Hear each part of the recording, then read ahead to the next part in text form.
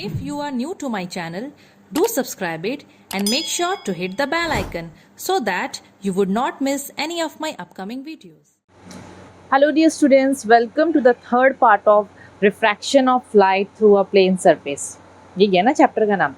Okay so बच्चों, इस part में आप लोग पढ़ोगे total internal reflection through some angled certain angled prism. ठीक है, आप लोग प्रिज्म में कैसे टोटल इंटरनल रिफ्लेक्शन होता है इस पार्ट में आप लोग वो देखोगे.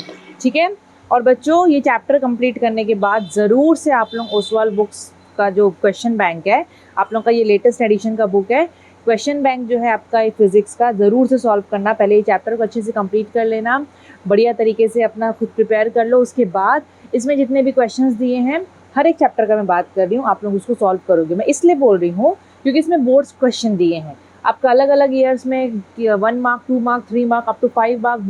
बोर्ड्स में किस टाइप का क्वेश्चन आता है अलग अलग टॉपिक से, बहुत अच्छे से इस बुक में दिया है. आप लोग बुक आराम से ले सकते हो. डिस्क्रिप्शन बॉक्स में बुक परचेज करने का लिंक दे दिया है. फिजिक्स केमिस्ट्री बायो जितना भी डिफरेंट सब्जेक्ट्स है सबका बुक आप घर बैठे बैठे ऑर्डर कर सकते हो. So now without wasting any time let's get started with the video. Okay, so total internal reflection through certain angled prism. तो बच्चों टोटल इंटरनल रिफ्लेक्शन हम लोग पढ़ेंगे. ऑलरेडी हम लोग सेकेंड पार्ट में थोड़ा बहुत इसके बारे में पढ़ चुके थे, याद है, लेकिन फिर भी मैं थोड़ा सा बता दे रही हूँ. ठीक है, टोटल इंटरनल रिफ्लेक्शन के बारे में थोड़ा सा हम लोग वापस से थोड़ा सा डिस्कस कर लेते हैं, वो बेटर होगा. सपोज आपके पास ये हो गया ग्लास है या पानी वॉटएवर. ठीक है, ये ग्लास है, ये हवा है, और रे ऑफ लाइट आपको यहाँ पर कंसिडर करना है. रे of light is moving from a denser medium towards a rarer medium. Denser medium से रे ऑफ लाइट जा रहा है रेयरर मीडियम की तरफ, और यहाँ पर ये एक एंगल से यहाँ पर नॉर्मल के साथ एक एंगल बना, इंसिडेंट रे कुछ एंगल बना रहा है नॉर्मल के साथ. ठीक है, अगर ये angle critical angle of glass, आपको पता है क्रिटिकल एंगल क्या होता है, नहीं पता तो अपना सेकेंड पार्ट देख सकते हो, उसका लिंक भी डिस्क्रिप्शन बॉक्स में मिल जाएगा. क्रिटिकल एंगल ऑफ ग्लास, कांच का क्रिटिकल एंगल बच्चों होता है 42 डिग्री. 42 डिग्री, ठीक है, 42 डिग्री. अब यहाँ पर जो आपका ये आपका एंगल बना रहा है इंसिडेंट रे ऑफ लाइट, अगर वो angle is greater than 42 degree, मतलब अगर वो एंगल जो है वो greater than critical angle of glass, ये कांच हम लोग लिए हैं, अगर क्रिटिकल एंगल से ये वाला इंसिडेंट एंगल अगर बड़ा है तो क्या होगा यहाँ पर, और रिफ्रैक्शन नहीं होगा. जितना भी रे ऑफ लाइट, जितना भी एनर्जी है, इंसिडेंट रे ऑफ लाइट का एनर्जी है, वो पूरा अंदर उसी मीडियम में रिफ्लेक्ट बैक हो जाएगा. सोचो, यहाँ पर आप लोग पढ़ रहे थे रिफ्रैक्शन, लेकिन हो गया रिफ्लेक्शन, मतलब यहाँ पर कोई लॉस ऑफ एनर्जी नहीं होता है. ठीक है, यहाँ पर रे of light was travelling from a denser medium towards a rarer medium and it strikes the normal with an angle which is more than the critical angle of the glass. So in this case what will happen, this ray of light ये उसी medium में reflect back हो जाएगा. इसी को बोलते हैं total internal reflection. याद आ गया, पूरा अंदर की तरफ रिफ्लेक्शन हो गया. अब आप लोग पढ़ोगे प्रिज्म में कैसा होता है टोटल इंटरनल रिफ्लेक्शन. ठीक है, प्रिज्म में आप लोग पढ़ोगे कैसे कैसे होता है, जिसके लिए आपको ना वैल्यू याद रखना पड़ेगा, बिकॉज प्रिज्म नॉर्मली ग्लास का बना हुआ है. तो critical angle of glass is always, कांच के लिए जो क्रिटिकल एंगल होता है 42 डिग्री होता है. आपको याद रखना है, अगर आपको पढ़ना है टोटल इंटरनल रिफ्लेक्शन या कहीं पर अगर टोटल इंटरनल रिफ्लेक्शन दिख रहा है तो डेफिनेटली रे ऑफ लाइट जो है वो नॉर्मल के साथ जो एंगल बना रहा है वो 42 डिग्री से ज़्यादा बना रहा है. मतलब incident angle of incidence is definitely greater than critical angle of glass, तभी जाके टोटल इंटरनल रिफ्लेक्शन होगा, तभी जाके. और दूसरा कंडीशन क्या है, हाँ पहले तो यही है, मतलब आपको यही यहाँ पर ध्यान में रखना है, यही पर आपको ध्यान में रखना है. समझ में आया? तो यहाँ पर एंगल ऑफ इंसिडेंस जो है that should be greater than critical angle of glass. 42 degree से ज़्यादा एंगल बनाना चाहिए इंसिडेंट रे ऑफ लाइट को, तो ही जाके ये अंदर के अंदर रिफ्लेक्शन हो जाएगा, रिफ्रैक्शन नहीं होगा. तो आप लोग यहाँ पर अभी क्या पढ़ोगे, आप लोग अभी यहाँ पर पढ़ोगे total internal reflection through a what. सबसे पहला है 45, 90 degree and 45 degree prism. Suppose आपके पास एक राइट एंगल आइसोसेलेस प्रिज्म है, इसको राइट एंगल आइसोसेलेस प्रिज्म बोलते हैं. ये रहा राइट एंगल आइसोसेलेस प्रिज्म, एक 90 डिग्री और दो 45 डिग्री. ठीक है, तो ये प्रिज्म को बच्चों आप लोग पढ़ोगे, ये प्रिज्म में टोटल इंटरनल रिफ्लेक्शन कैसे होता है. और ये प्रिज्म को यूज़ करते हैं 3 पर्पज़ के लिए. बेसिकली आपके कोर्स में 2 पर्पज़ है, पर ये भी थोड़ा बहुत बता दूंगी मैं. ये प्रिज्म को हम लोग यूज़ करते हैं to deviate a ray of light through 90 degree, जो कि पेरिस्कोप में ये प्रॉपर्टी यूज़ होता है, ठीक है। देन ये पेरिस्कोप में लिखी हूँ तो आप लोग याद रखना, ठीक है। फिर दूसरा, इस प्रिज्म को हम लोग कहाँ यूज़ करते हैं, बायनोक्यूलर्स एंड कैमरा में यूज़ होता है ये, normally to deviate a ray of light through 180 degree, ray of light को पूरा 180 डिग्री घुमाने में मदद करता है ये प्रिज्म। दूसरा इन्वर्टेड इमेज है, उल्टा इमेज है, ठीक है। So sorry, to erect the inverted image without deviation, मतलब इन्वर्टेड इमेज है उसको आपको सीधा करना है, उल्टा चीज़ को सीधा करने के लिए, देखने के लिए भी हम लोग ये प्रिज्म को यूज़ करते हैं। और ये चीज़ नॉर्मली यूज़ होता है स्लाइड प्रोजेक्टर में, स्लाइड प्रोजेक्टर, ठीक है। ये नाम याद रखना जो मैं साइड में लिखी हूँ। अब सबसे पहले देखोगे पहला वाला कि ये प्रिज्म को यूज़ करके हम कैसे रे ऑफ लाइट को 90 डिग्री में डेविएट कर सकते हैं। तो बच्चों बहुत इजी है, बहुत इजी तरीका है, आप लोग बस ध्यान से देखना। अब यहाँ पर आप लोग प्रिज्म ले लियो, ठीक है। अब आप लोग देखो रे ऑफ लाइट ऐसे एंटर कर रहा है, ये रे ऑफ लाइट एंटर किया। अब आपको पता है, आप लोग जैसे कि ये सरफेस लियो, नॉर्मल हम लोग बनाते हैं कोई भी सरफेस में, तो नॉर्मल हमेशा सरफेस से परपेंडिकुलर बनता है। ये सरफेस में अगर मैं नॉर्मल बनाऊंगी तो नॉर्मल तो यही परपेंडिकुलर ऐसे ही बनेगा, नॉर्मल तो ऐसे ही बनता है। और आप लोग पढ़े थे, अगर रे ऑफ लाइट नॉर्मल के ऊपर ऐसे गिर के आ रहा है तो वो सीधा का सीधा निकल जाएगा, वहाँ पर रिफ्रैक्शन नहीं होता है, वो सीधा का सीधा वैसे ही निकल जाएगा, है ना, पढ़े हो आप लोग। ये रे ऑफ लाइट ऐसे ही निकल जाएगा, ठीक है, समझ में आया। ये ऐसे ही रे ऑफ लाइट यहाँ पर निकल गया। अब ये एंगल बना लो, ये 45 है, ये नॉर्मल में अगर सीधा गया प्लेन सरफेस से, नॉर्मल का 90 डिग्री बनता है, तो ये 90, तो ये भी 90, ये एंगल कितना होगा, ये 90 45, तो डेफिनेटली ये भी 45। अब यहाँ पर नॉर्मल बनाएंगे, ठीक है। अभी हम लोग को देखना है लाइट कैसे कैसे कहाँ जा रहा है। ये रे ऑफ लाइट यहाँ स्ट्राइक किया, मैं एंगल्स बना ली। अभी नॉर्मल बनाओ, तो बच्चों ये प्लेन सरफेस ऐसा है, तो नॉर्मल तो ऐसे सीधा बनेगा, नॉर्मल तो ऐसे ही बनेगा ना, प्लेन सरफेस के परपेंडिकुलर बनता है नॉर्मल, ये नॉर्मल ऐसे बनेगा, यहाँ पर नॉर्मल बना। अब ये जो इंसिडेंट रे ऑफ लाइट यहाँ पर एंटर किया है, नॉर्मल से वो कितना डिग्री बनाएगा, तो बच्चों अगर ये पूरा 90 डिग्री है, क्योंकि नॉर्मल से ये 90 डिग्री है, ये 45 है, तो कितना बचा, 45 बचा। अब आप लोग देखो कि ये रे ऑफ लाइट ये कांच में ये पॉइंट में 45 डिग्री बना के एंटर कर रहा है, कितना degree, 45 degree. Now compare this angle with critical angle of glass. Critical angle of glass is 42 degree, for glass it is 42 degree. Now this ray of light, it is striking this surface at an angle greater than critical angle. ये 45 degree है, 42 से बड़ा है, तो क्या होगा, अगर greater than critical angle बना के अगर वो एंटर कर रहा है, वो स्ट्राइक कर रहा है एक पॉइंट में, तो वहाँ पर टोटल इंटरनल रिफ्लेक्शन होगा, रिफ्लेक्शन हो जाएगा अंदर के अंदर में, रे ऑफ लाइट बाहर नहीं निकलेगा, वो अंदर के अंदर रिफ्लेक्ट हो जाएगा। अब आप लोग रिफ्लेक्शन में पढ़े हो, angle of incidence is equal to angle of reflection, पढ़े हो ना। तो अगर ये 45 डिग्री एंगल ऑफ इंसिडेंस यहाँ बना रहा है, तो ये 45 डिग्री बना के रिफ्लेक्शन यहाँ पर होगा, रिफ्लेक्टेड रे का भी यहाँ पर मतलब 45 डिग्री बना के ही ये यहाँ से निकलेगा, मतलब ये रिफ्लेक्टेड रे का भी 45 डिग्री होगा। ये ऐसे गया। अब ये यहाँ पर सीधा जा रहा है, अगर मैं ये लाइन में नॉर्मल बनाऊंगी तो भाई नॉर्मल भी तो सीधा बनेगा, नॉर्मल भी तो सीधा ही बनेगा। और ये रे ऑफ लाइट नॉर्मल के ऊपर आ रहा है, तो ये रे ऑफ लाइट जो है वो सीधा का सीधा निकल जाएगा, रे ऑफ लाइट जो है वो सीधा का सीधा निकल जाएगा। Is it clear to everyone, समझ में आया। ये नॉर्मली ऐसे बनता है। वीडियो को ना वापस से रिवाइज मतलब रिव्यू करके, वीडियो को ना वापस से रिवाइंड करके देख लेना, आगे थोड़ा सा आप लोग थोड़ा पीछे कर लेना और समझ जाओगे, ठीक है। बहुत सिंपल है बच्चों, बस यहाँ पर थोड़ा एंगल निकालना पड़ता है, एंगल कैसे निकालना है वो मैं आप लोगों को बता दे रही हूँ।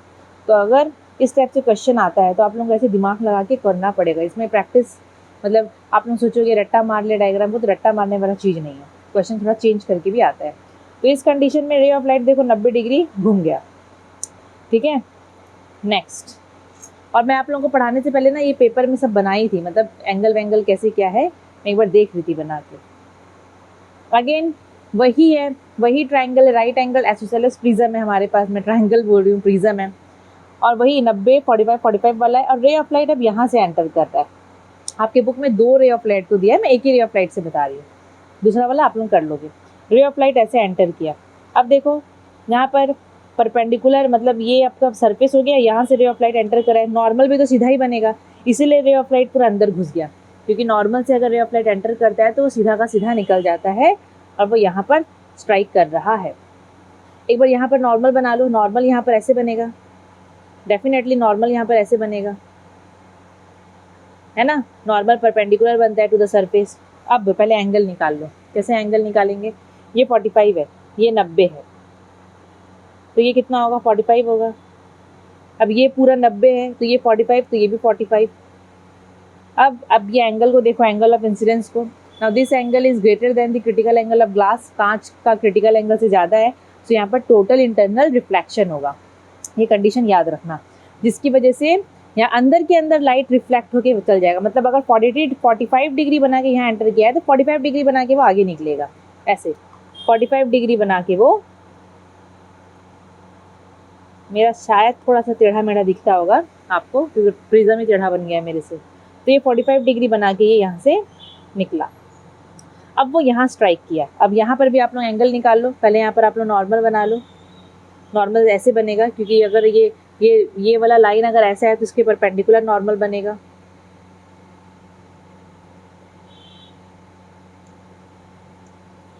ठीक है, नॉर्मल बना। अब एंगल बना लो, एंगल बहुत सही से आराम से बनेगा। कैसे, ये 90 है, ठीक है। अब यहाँ पर देखोगे तो ये पूरा 90 था, 90 में से 45 गया तो ये 45। अगर ये 90 ये 45 तो डेफिनेटली ये भी 45, टोटल मिला के 180 होना चाहिए, है ना, 45 हो गया।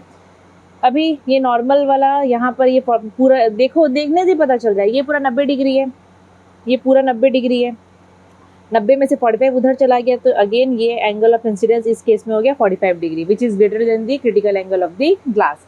Critical angle of the glass is 42 degree, और यहाँ पर ये 45 डिग्री में स्ट्राइक कर रहा है, so it will undergo total internal reflection. 45 degree बना के ये बाहर की तरफ निकलेगा, ये 45 डिग्री बनाएगा और ये इधर आएगा।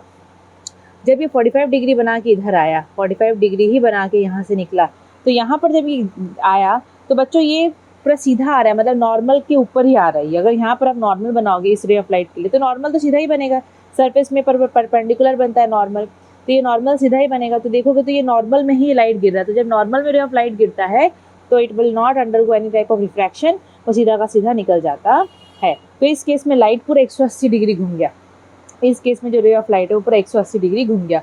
अगर आप ऑब्जेक्ट ऐसे रखे होगे ना, तो यहाँ पर वो ऑब्जेक्ट ऐसे दिखेगा, 180 पूरा घूम जाएगा। आपके बुक में 2 ठो रे ऑफ लाइट को दिखाया है, मैं सिर्फ एक का बता रही हूँ, ठीक है। ओके, ये जो एक्शन है प्रिज्म का, it is used in binoculars and camera to invert the image without the loss of intensity, ठीक है। ये ऐसे कोर्स में नहीं है, बट फिर भी बता दे रही हूँ मैं। To erect an inverted image without deviation, उल्टा इमेज को इरेक्ट करने के लिए हम लोग यहाँ पर यूज़ करेंगे यही राइट एंगल आइसोसेलेस प्रिज्म को। तो ये 90 डिग्री है। बच्चे लोग, आप लोगों ने एक काम करना, आप लोग स्क्रीनशॉट लेते चलो, क्योंकि जब मैं PDF डालूंगी ना तो ये थोड़ा सा लाइट हो जाता है पेंसिल वाला। आप इसका स्क्रीनशॉट ले लो, और थोड़ा सा ये भी स्क्रीनशॉट ले लो, ये ऊपर वाला एंगल आपको पता चलना चाहिए, मेन एंगल के लिए मैं बोल रही हूँ। तो बच्चों, ये प्रॉपर्टी जो होता है, मतलब ये जो एक्शन होता है प्रिज्म का, it is used in a binocular and camera to invert the image without the loss of deviation. अब यहाँ पर मैं ये लिख तो दी हूँ बच्चों, लेकिन ये आपके कोर्स में नहीं है तो मैं नहीं पढ़ा रही हूँ। To erect an inverted image without deviation आप लोगों को जब स्कूल में पढ़ाएंगे, अगर बाई चांस पढ़ाएंगे, बिकॉज ये नहीं है कोर्स में, तो पढ़ाने का कोई मतलब नहीं है। अगर पढ़ाएंगे तो बता देना मुझे, और अपने स्कूल में भी आप लोग आराम से ध्यान दे के देख सकते हो, उसमें कोई प्रॉब्लम नहीं है ना। समझ में आया? अभी next, now total internal reflection through an equilateral prism. Equilateral prism मतलब that prism in which all the angles are 60 degree. ये देखो, इक्विलेटरल प्रिज्म है 60 60 60 है। अब यहाँ पर हम लोग देखेंगे टोटल इंटरनल रिफ्लेक्शन यहाँ पर कैसा होता है। टोटल इंटरनल रिफ्लेक्शन यहाँ पर कैसा होता है, तो यहाँ पर एक रे ऑफ लाइट ऐसे करके आया, एग्जाम में ना एक डायग्राम दे देता है, अब बस रे ऑफ लाइट यहाँ तक छोड़ देता है, बोलता है कंप्लीट द डायग्राम। तो बच्चों बहुत सिंपल है, यहाँ पर अगर आप नॉर्मल बनाओगे तो नॉर्मल भी तो ऐसे ही बनेगा, नॉर्मल भी तो ऐसे ही बनेगा, परपेंडिकुलर टू द सरफेस बनता है। अगर नॉर्मल के ऊपर रे ऑफ लाइट आ रहा है तो वो सीधा ऐसे ही निकल जाएगा, आगे निकल गया। अब यहाँ पर नॉर्मल बनाओ, यहाँ नॉर्मल बनाओगे तो नॉर्मल यहाँ पर कुछ इस टाइप से बनेगा, है ना, परपेंडिकुलर बनता है नॉर्मल। अब एंगल निकाल लो। अच्छा, ये 90, ये 90, तो दिख ही रहा है 90। 60 और 90 कितना होता है 150, 150 और ये हो गया 30, ये एंगल हो गया 30। अच्छा ये पूरा 90 है नॉर्मल से, 90 में से 30 गया तो ये कितना बचा बच्चों 60 डिग्री। मतलब दिस रे ऑफ लाइट, आप लोग स्क्रीनशॉट जरूर से ले लेना वरना आपको PDF में दिखेगा नहीं एंगल्स क्या है क्या नहीं है। मतलब ये रे ऑफ लाइट इस पॉइंट में कांच के अंदर में टकराया तो at an angle of 60 degree which is greater than the critical angle of the glass. कांच का क्रिटिकल एंगल 42 डिग्री होता है और ये है 60 डिग्री, है कि नहीं। तो क्या होगा, it will undergo total internal reflection. तो जितना एंगल बना के वो यहाँ स्ट्राइक किया है, मतलब 60 डिग्री बना के अगर वो स्ट्राइक कर रहा है तो 60 डिग्री बना के वो रिफ्लेक्ट होगा, मतलब वही एंगल बना के वो रिफ्लेक्ट होगा, 60 डिग्री में ही वो निकलेगा, मतलब ये 60 डिग्री। अब ये रे ऐसे निकला, अब यहाँ पर आप लोग बनाओ नॉर्मल, तो बच्चों नॉर्मल तो ऐसे सीधा ही बनेगा, तो सीधा नॉर्मल में ही रे ऑफ लाइट आएगा तो वो सीधा का एज इट इज़ निकल जाएगा, सीधा का सीधा। ठीक है, तो ये लास्ट वाला इमर्जेंट रे है, ये इंसिडेंट रे हो गया, ये लास्ट वाला इमर्जेंट रे हो गया, मतलब आखिरी में जो रे निकला। तो 60 डिग्री वाला जो अगर हम प्रिज्म लेते हैं तो वो इस टाइप से डेविएशन करता है। ठीक है, अब आपके पास है 30 डिग्री, 90 डिग्री एंड 60 डिग्री वाला प्रिज्म, मतलब ऐसा प्रिज्म जिसका एक एंगल 90, एक 30 और एक 60, तो इसको राइट एंगल प्रिज्म बोलते हैं। वहाँ पर हम लोग पढ़ेंगे टोटल इंटरनल रिफ्लेक्शन और रिफ्रैक्शन भी देखेंगे, क्या क्या होता है आप लोगों को मैं यहाँ पर समझा दूंगी। ठीक है, अब यहाँ पर देखो ऐसे डायग्राम दे दिया है, मतलब यहीं तक रे ऑफ लाइट देता है, आप लोगों को पूरा बताना पड़ता है, मतलब इतना नहीं दिया होगा, ऐसे दे देगा। तो ये तो नॉर्मल के ऊपर ही जा रहा है, नॉर्मल बनाओगे तो ऐसे ही बनेगा, तो नॉर्मल के ऊपर में ही जा रहा है इसलिए आगे का आगे निकल गया, है ना, समझ में आया, आगे का आगे निकल गया। अभी यहाँ पर आप लोग बनाओगे क्योंकि ये सीधा है तो आप लोग 90 डिग्री के हिसाब से यहाँ पर आप लोग इसका नॉर्मल बनाओगे पूरा परपेंडिकुलर टू द सरफेस। ठीक है, अब एंगल बना देते हैं, ये 60 है, ये 90 है, 90 60 कितना 150, ठीक है, और ये हो गया 30। हम लोगों को वो एंगल देखना है, कौन सा एंगल देखना है हम लोगों को, इंसिडेंट रे नॉर्मल के साथ क्या एंगल बना रहा है, तो ये पूरा अगर 90 होगा, क्योंकि 90 तो होगा, नॉर्मल बनाया हो तो 90 इधर होगा, पूरा दिख रहा है परपेंडिकुलर, ये हो गया 60। नाउ दिस एंगल, दिस रे ऑफ लाइट, ये अंदर डेंसर मीडियम में ही है और ये ग्रेटर देन क्रिटिकल एंगल में, मतलब angle greater than critical angle में स्ट्राइक कर रहे हैं। कांच का क्रिटिकल एंगल होता है 42 डिग्री, पर यहाँ पर ये एंगल जो है वो ग्रेटर देन 42 डिग्री, 60 डिग्री बड़ा है उससे। It will undergo total internal reflection, तो 60 डिग्री बना के वो इधर जाएगा, मतलब जितना एंगल बना के वो यहाँ नॉर्मल से जितना एंगल बनाया है उतना ही एंगल बना के वो रिफ्लेक्शन होगा।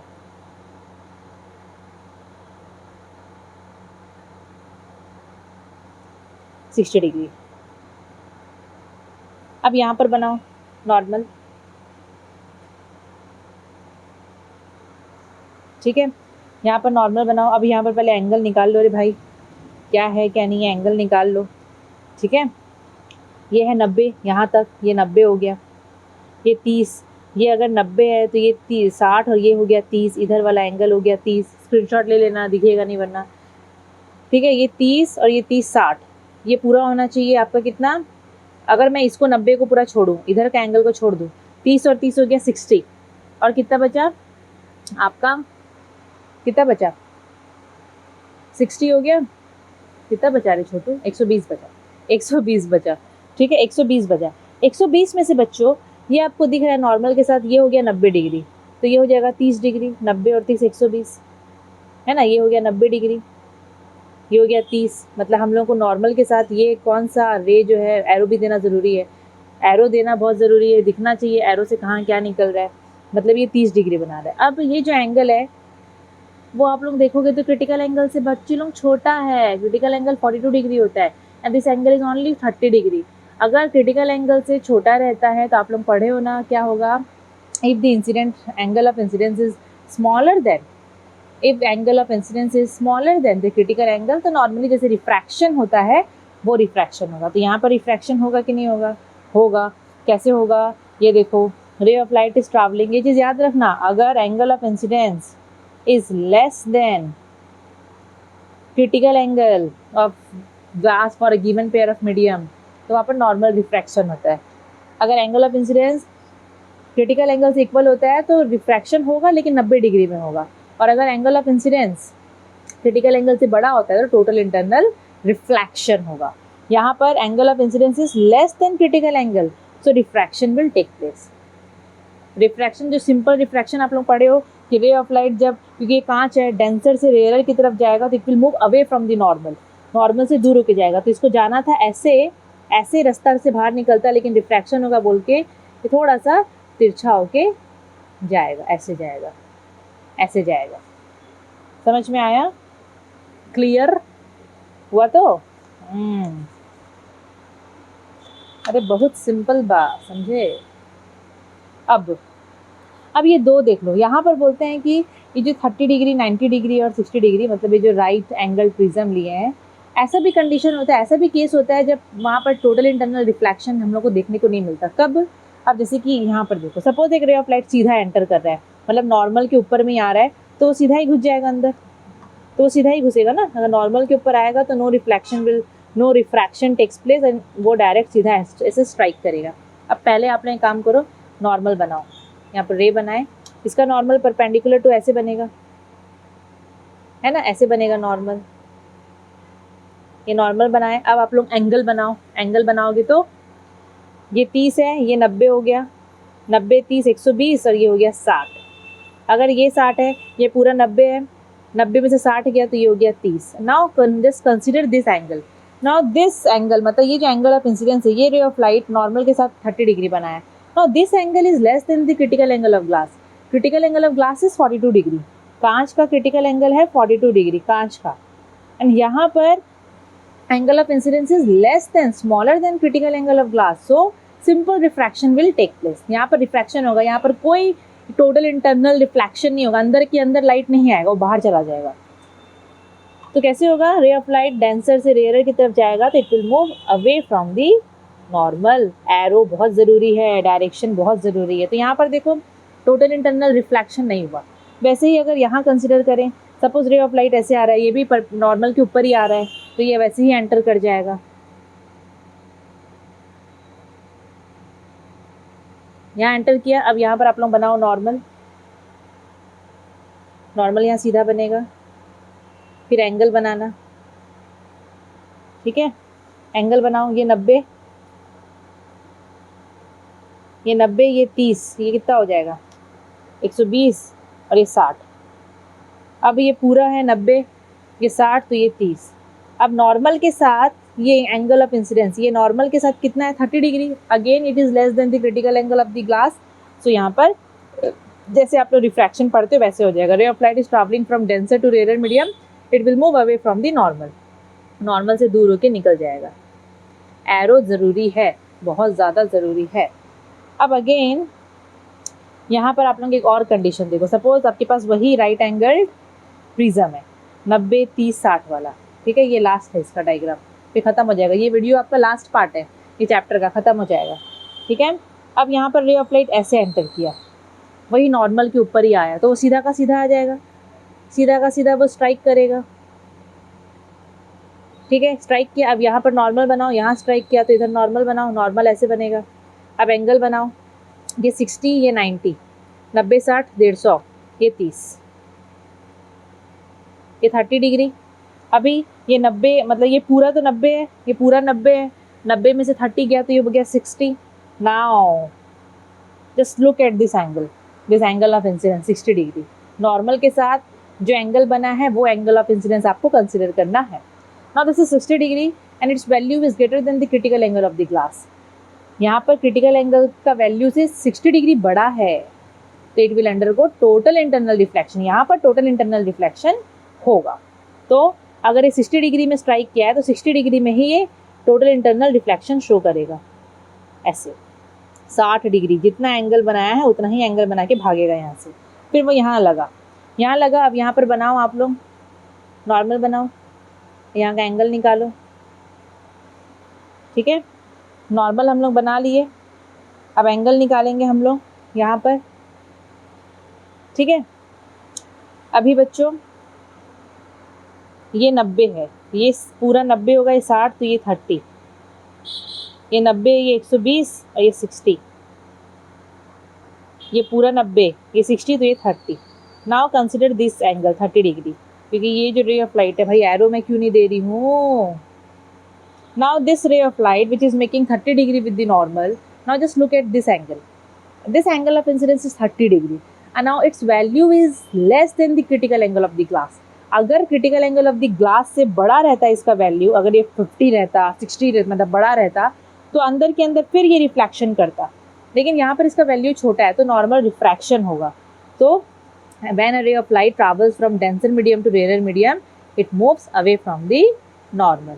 एंड आपको ऐसे एरो करके पूरा प्रॉपर आपको यहाँ पर शो करना है। एरो बहुत इंपॉर्टेंट है इस टाइप के क्वेश्चंस में। रे ऑफ लाइट को एरो से तो हम रिप्रेजेंट करते हैं, जहाँ एरो भूल गए तो पता ही नहीं चलेगा ना रे ऑफ लाइट इधर से आ रहा है कि इधर जा रहा है कि कहाँ जा रहा है ना। तो बच्चों ये सब देखो मैं आप लोगों को ऐसे समझाई हूँ कि रट्टा मारने का आपको कहीं काम नहीं पड़ेगा, रट्टा तो मारना ही नहीं है, समझने का चीज़ है। सबका आप लोग स्क्रीनशॉट ले लो, इसका ले लो स्क्रीनशॉट। पीडीएफ में क्या भरोसा भाई, दिखे नहीं दिखे एंगल्स, है ना। ये वीडियो को बार बार देखना क्योंकि एग्जाम में ना ये मतलब इस टाइप का क्वेश्चन बहुत आता है और आप लोगों का प्रैक्टिस पे डिपेंड करता है आप कैसे कर लो। जितना आप प्रैक्टिस करोगे ना, जितनी बार रिपीट करके वीडियो देखोगे, आई एम श्योर एग्जाम में इस क्वेश्चन में तो कहीं मार्क्स नहीं कटने वाला, डेफिनेटली। ठीक है, अब ये लास्ट आपका है, difference between total internal reflection and reflection through a plane mirror. आप लोग जो प्लेन मिरर में रिफ्लेक्शन पढ़ते हो ना, रिफ्लेक्शन सॉरी, ये मिरर है, ये मिरर है और ये आपका नॉर्मल हो गया, ये इंसिडेंट रे ऑफ लाइट यहाँ पर आया। रिफ्लेक्शन में पढ़े हो जब इंसिडेंट रे ऑफ लाइट आता है वो ये नॉर्मल हो गया, तो जो एंगल बनाएगा ये एंगल ऑफ इंसिडेंस हो गया, है ना। वो जो एंगल बनाएगा नॉर्मल के साथ वही एंगल बना के वो रिफ्लेक्शन कर देता है, मतलब वही मीडियम में वो टकराता है, वही मीडियम में भाग जाता है वापस। तो ये एंगल को हम लोग बोलेंगे नॉर्मल के साथ ये जो रिफ्रैक्टेड रे का एंगल है उसको हम लोग बोलेंगे angle of refraction, angle of refraction जो कि इक्वल होता है in reflection angle of incidence is equal to angle of reflection, L वाला। हाँ ठीक है, तो यहाँ पर आप लोग ये कंसिडर करोगे ये मिरर है। तो बच्चों पहला आप लोग काम कर सकते हो, जब दोनों का डिफरेंस आता है ना तो पहले दोनों का डेफिनेशन लिख देना, वहाँ पर लिख सकते हो। ठीक है, फिर यहाँ पर मैं क्या लिखी हूँ, मैं डेफिनेशन तो चलो लिखी नहीं हूँ पर डेफिनेशन के जैसा ही कुछ है। टोटल इंटरनल रिफ्लेक्शन कब होता है, जब light passes from a denser medium to a rare medium. जब लाइट डेंसर से रेयर की तरफ जाता है, डेंसर से रेयर की तरफ, सपोज लाइट डेंसर से रेयर की तरफ जाने की कोशिश कर रहा है और अगर उसका angle of incidence critical angle से बड़ा है, कोई भी मीडियम दिया है, पानी अगर दिया है तो पानी का क्रिटिकल एंगल देखोगे, कांच दिया है तो कांच का देखोगे, कांच मतलब ग्लास का बात कर रही हूँ। अगर एंगल ऑफ इंसिडेंस बड़ा है critical angle of that medium से तो वहाँ पर क्या होगा, टोटल इंटरनल रिफ्लेक्शन। और नॉर्मल जो रिफ्लेक्शन आप लोग पढ़ते हो, it takes place when a light is incident from any medium on a plane mirror. जब एक रे ऑफ लाइट प्लेन मिरर में गिरता है, ठीक है, और इसका एंगल ऑफ इंसिडेंस का वैल्यू कुछ भी हो सकता है। यहाँ पर ऐसा नहीं कि बड़ा होना चाहिए कि छोटा होना चाहिए, no. At any angle of incidence जब रे ऑफ लाइट जो है वो स्ट्राइक करता है प्लेन मिरर में तो वहाँ पर हम लोग को रिफ्लेक्शन देखने को मिलता है। जब हम लोग टोटल इंटरनल रिफ्लेक्शन पढ़ते थे तो हम लोग देखे थे कि वहाँ एंटायर लाइट रिफ्लेक्ट हो जाता है। यहाँ पर देखो टोटल इंटरनल रिफ्लेक्शन हुआ, पूरा का पूरा लाइट यहाँ पर रिफ्लेक्ट हो जाता है, लेकिन इस केस में ना पूरा लाइट रिफ्लेक्ट नहीं होता। वो जो कांच हमने यूज़ किए ना मिरर, उसमें से कुछ part of the light absorb हो जाता है, कुछ part of the light refract हो जाता है। ठीक है, ऐसा होता है। और टोटल इंटरनल रिफ्लेक्शन में लॉस ऑफ एनर्जी नहीं होता क्योंकि पूरा लाइट वहाँ पर यूज़ हो जाता है, लेकिन इधर में थोड़ा लॉस ऑफ एनर्जी होता है। इतना सफिशिएंट है आप लोगों के लिए। ठीक है, तो बच्चों आपका ये लास्ट पार्ट, थर्ड पार्ट हो गया ख़त्म, आपका ये चैप्टर हो गया ख़त्म। इसके बाद हम लोग बाकी के जो फिजिक्स के चैप्टर्स बच गए हैं अब हम लोग धीरे धीरे वो कंप्लीट करेंगे, क्योंकि आप लोगों का जो केमिस्ट्री मास्टरी कोर्स है, इंटेंसिव कोर्स है क्लास 10 के लिए, उसका ऑलमोस्ट चैप्टर्स कंप्लीट हो चुका है। तो अब मेरे को उधर ध्यान देने का उतना दरकार नहीं है, अब मैं थोड़ा सा फिजिक्स एंड बायो में ध्यान दूँगी। तो आप लोग अब टेंशन मत लो, मैं अभी आप लोगों का चैप्टर्स अपने हिसाब से जितना होगा मैं ट्राई करूँगी टू कंप्लीट। ठीक है, और आप लोग अच्छे से पढ़ो, वीडियो को अपने फ्रेंड्स के साथ शेयर करो, वीडियो को बच्चों लाइक करो, और अगर चैनल सब्सक्राइब नहीं करे तो बच्चों आप लोग वो भी करो, और जो भी डाउट्स होगा आप लोग कमेंट सेक्शन में उसको क्लियर करो। Thank you.